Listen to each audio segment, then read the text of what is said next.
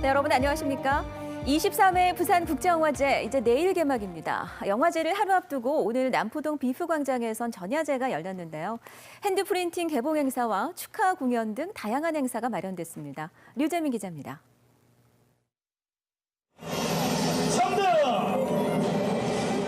올해로 23회째를 맞는 부산국제영화제 전야제에 화려한 막이 올랐습니다. 전야제를 시작으로 부산국제영화제는 내일부터 열흘 동안의 대장정에 나서게 됩니다.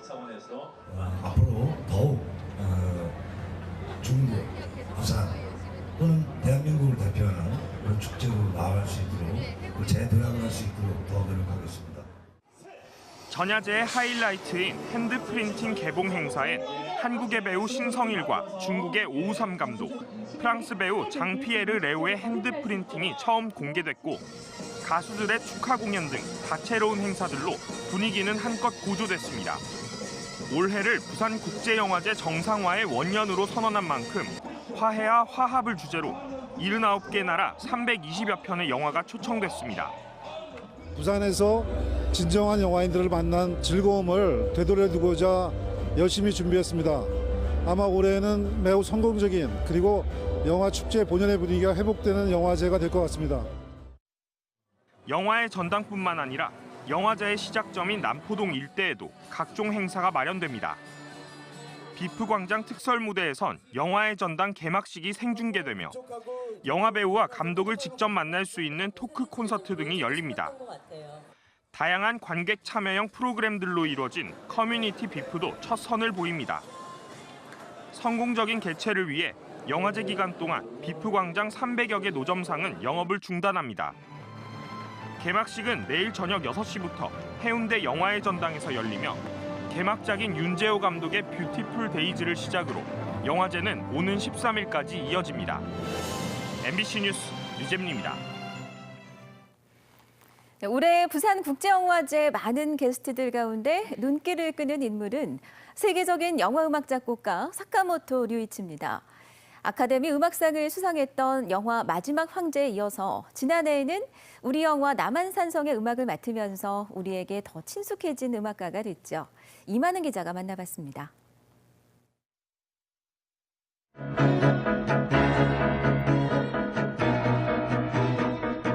제60회 아카데미상 음악상의 주인공 사카모토 류이치.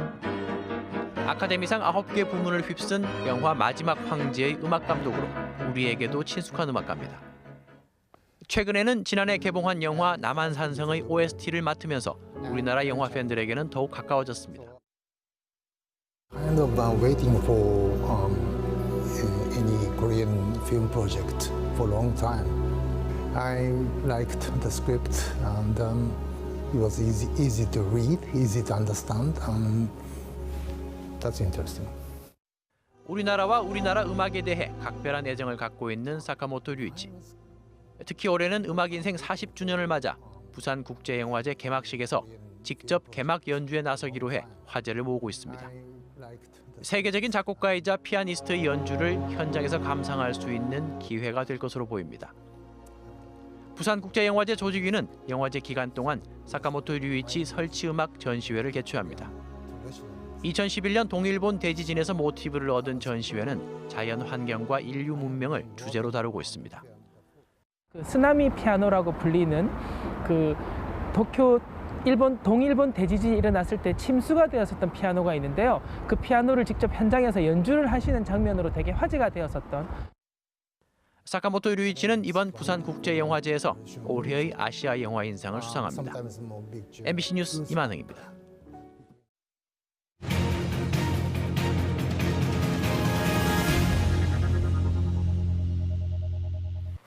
네, 오늘은 부산시의 주먹구구식 행정 실태를 연속 고발합니다. 낙동강하구 생태전시관 건립. 이 사업은 부산시가 2년 전부터 사업 부지를 정하고 추진을 해왔습니다. 그런데 최근 알고 보니 이 사업 부지가 지번도 없는 공유 수면이었습니다. 즉 엉뚱한 곳에다 사업을 하겠다며 2년간이나 허송세월의 예산만 낭비한 겁니다. 조수환 기자입니다. 다대포 해변공원입니다. 부산시는 이곳에 낙동강하구 기수역 해양환경생태관 건립을 추진해왔습니다. 2016년 정부에 사업 신청을 했고 같은 해 기본계획 수립 연구 용역까지 끝냈습니다. 사업비는 400억 원, 280억 원의 국비 지원까지 요청한 상태입니다. 그런데 올해 초 부산시는 사업을 추진한 지 2년 만에야 황당한 사실을 깨닫습니다. 이곳 사업 예정 부지가 사하구청 소유의 땅이라 생각하고 그동안 일을 벌여왔지만 알고 보니 그게 아니었습니다. 공유 수면으로 해수부가 관리하는 정부 땅이었습니다. 지금 해수부 입장은 이게 이 사업을 통해서 그게 육지화 해주는 사례가 없고, 그리고 이걸 해주게 되면 타 지자체와의 형평성의 문제도 있다. 쉽게 말해 누구 땅인지도 모르고 사업을 추진해온 겁니다. 여기에 이 땅은 토지로 등록도 안 돼 있어 지분조차 없는 상태입니다. 공유수면상에 방금 말씀하셨던 건물을 줄 수는 없거든요. 방만이라든지 어항 운영에 관련되는 건물은 공유수면상에 줄 수가 있는데 그 외의 시설물들은 다른 부지를 찾겠다는 게 부산시의 입장이지만 사실상 사업을 접은 것으로 전해집니다. 2년간 허송 세월에 예산만 낭비한 셈입니다. MBC 뉴스 조수아입니다. 네, 이번엔 또 다른 황당한 경우입니다. 부산시가 국립청소년체험센터 건립을 코앞에 두고 애초에 가장 먼저 염두에 둬야 할 진입도로 건설 계획을 빼놓은 겁니다. 사업 시작 무려 10년이 지난 지금에서야 부산시와 관할구청이 누구의 예산을 쓸 것이냐를 두고 지금 다투고 있습니다. 계속해서 조재영 기자입니다. 울숙도 국립청소년 생태체험센터 건립 예정지입니다. 생태안전체험관과 청소년 생활관 등이 들어섭니다. 예산 348억 원, 4년 뒤 완공될 예정입니다. 그런데 이곳에서도 뒤늦게 문제가 불거졌습니다. 당장 내년 7월 착공에 들어가지만 정작 진입도로 건설 계획은 아직 확정되지도 않았습니다. 도로 건설 비용을 누가 내야 할지를 두고 다툼이 벌어진 겁니다. 부산시는 폭 20m 이하 도로 개설은 구청장 위임 업무라며 구청에 책임을 떠넘기고 있고, 구에서 하는 상에서 일본에서 생기려면 다른 모든 도로들이 그런 식으로 해야 될 테니까 처리가 되니까. 구청은 부족한 재정 탓을 하며 비용 부담에 난색을 표하고 있습니다. 국가 사업에 시에서 추진하는 사업에 구가 이렇게 저희가 일은 또 저희가 하거든요. 근데 비용까지 이제 저희가 되기는 그러니까. 올해 안에 도로 건설 계획이 확정되지 않는다면 청소년 체험센터는 진입도로도 없는 국립시설로 전락할 처지입니다. 이 사업은 10년 전부터 추진됐지만 가장 먼저 결정해야 할 기본행정 절차를 빼먹고 있다. 뒤늦게 발등에 불이 떨어진 꼴입니다. 이 보여주기식 성과 위주의 사업들이 종종 보입니다. 결과적으로는 사업이 정지된다든가 결국 예산 낭비도 되고, 한 치 앞도 내다보지 못한 엉터리 행정에 수백억 원의 예산이 투입될 정부 사업마저 주먹구구식으로 진행되고 있습니다. MBC 뉴스 조재영입니다. 네, 이번엔 롯데타운 기획보도 마지막 순서입니다. 그동안 부산시가 롯데 편들기에만 급급하며 특혜 행정을 몰아준 사실을 보도해드렸는데요. 그렇다면 이제 시장도 바뀌었으니 오거돈 시장 체제 부산시는 어떨까요? 일단 현재까진 허남식 서병수 시장 때와 크게 다르지 않을 거란 우려가 큰 상황입니다. 임선우 기자입니다. 롯데는 12,000제곱미터 규모의 영도대교 앞바다를 매립한 뒤 이곳에 랜드마크 건물을 짓지 않고 시간만 끌고 있습니다. 이유가 뭘까? 랜드마크 건물 부지의 매립 목적은 관광사업 시설용지, 공공시설용지. 이 매립 목적에 따르면 랜드마크 건물에 주거시설은 넣을 수 없습니다. 이 같은 제한이 유효한 기간은 현행법상 매립지 준공일로부터 10년입니다. 이 10년이 지난달 21일을 기점으로 끝났습니다. 롯데는 랜드마크 건물에 주거시설을 도입하게 해달란 요구를 아무런 제한 없이 할 수 있게 됐습니다.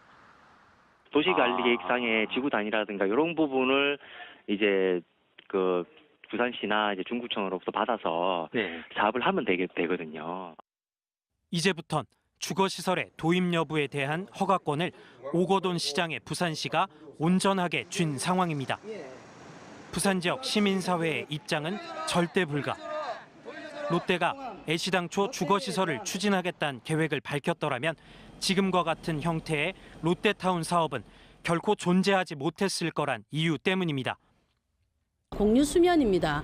그래서 모든 시민들이 함께 즐기고 공유해야 될 곳인데 만약에 그렇게 원래 목적에 맞게 하지 않는다면 이거를 관리하고 감독할 관할 부서인 부산시에서 그 사업을 하지 못하도록.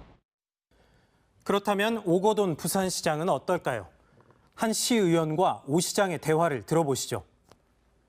이 민간 사업자에게 계속 특혜를 주는 게 맞습니까? 시장님 생각은 어떠십니까?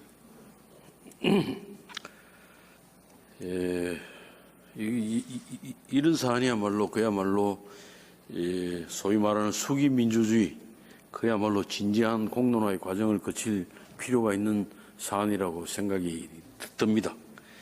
네, 저 본인이 생각할 때는 매립지 원상 복구시켜야 된다고 생각하는데 시장님 어떻게 생각하세요?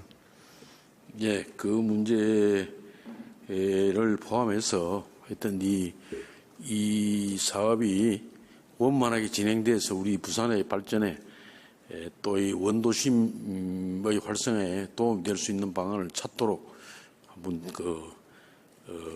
아니 복구시킬 의향이 있으십니까? 공론화 과정을 한번 거쳐보겠습니다. 현재까지는 특혜 고리를 끊겠다는 시정 철학 찾아보기가 어렵습니다. 부산 MBC는 롯데타운 랜드마크 건물 건립의 전개 상황과 부산시가 어떤 행정을 펴나가는지, 이 과정에 특혜와 문제점은 없는지 계속해서 추적 보도하겠습니다. MBC 뉴스 임선응입니다. 동부경찰서는 자신의 아버지가 수술받은 병원에 찾아가 둔기를 휘두르며 난동을 부린 혐의로 53살 박모 씨에 대해 구속영장을 신청했습니다. 박 씨는 오늘 오전 9시 40분쯤 동구 초량동의 한 병원에서 지난 5월에 받은 아버지 허리 수술이 잘못됐다며 미리 준비한 손도끼로 집기를 수차례 내리치는 등 난동을 부린 혐의를 받고 있습니다. 오늘 아침 7시쯤 남구 용호동의 한 아파트 지하 주차장에서 새끼 고양이 3마리가 숨져 있는 것을 주민이 발견해 경찰에 신고했습니다. 경찰에 따르면 죽은 고양이가 발견된 곳은 평소 주민들이 고양이 사료를 주는 장소인 것으로 전해졌습니다. 경찰은 죽은 고양이에 외상이 없었던 점으로 미루어 독극물로 인해 숨졌을 가능성이 있는 것으로 보고 사료를 채취해 검사하고 주변 CCTV 영상을 확인하는 등 정확한 사망 원인을 조사하고 있습니다. 만취 운전자가 몰던 승용차에 치여 중태에 빠진 22살 군인 윤모 씨의 친구들이 음주운전자의 강력한 처벌을 요구하며 청와대에 국민청원을 냈습니다. 윤 씨 친구들은 청와대 국민청원 게시판에 만취해 운전대를 잡은 사람 때문에 한 명은 죽음의 문 앞에 서 있다며 음주운전자를 강력하게 처벌할 수 있도록 호소하는 내용의 글을 올렸습니다.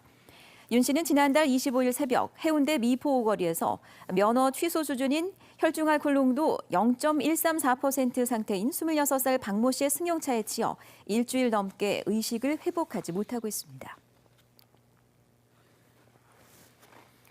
오늘 오전 11시쯤 동래구 명륜동의 한 음식점에서 불이 나 홍게 보관용 수조 등을 태워 소방서 추산 450만 원 상당의 재산 피해를 내고 10분 만에 꺼졌습니다. 경찰과 소방당국은 수조 아랫부분에서 불이 시작된 것으로 보고 정확한 화재 원인을 조사하고 있습니다. 부산상공회의소가 부산의 주요 자동차 부품업체 193곳의 지난해 재무제표를 분석한 결과 총 매출액이 5조 4,359억 원으로 지난 2016년에 비해서 2.3% 감소했습니다. 지난해 영업이익은 총 1,970억 원으로 1년 전과 비교해 14.5% 감소했고 당기순이익은 41%나 줄어 수익성이 크게 악화된 것으로 나타났습니다. 특히 자동차 부품 수출이 6억 4,800만 불로 1년 만에 반토막이 나면서 어려움이 가중된 것으로 조사됐습니다. 부산 지역 학생들의 지난해 수능 평균 표준 점수가 7대 대도시 가운데 하위권에 머물렀습니다. 한국교육과정평가원이 공개한 2018년도 대학 수학능력시험의 성적 분석 결과 부산 지역 학생의 평균 표준 점수는 국어가 98.4점으로 7대 대도시 중 4위, 수학 가형과 나형은 각각 4, 5위에 그친 것으로 나타났습니다.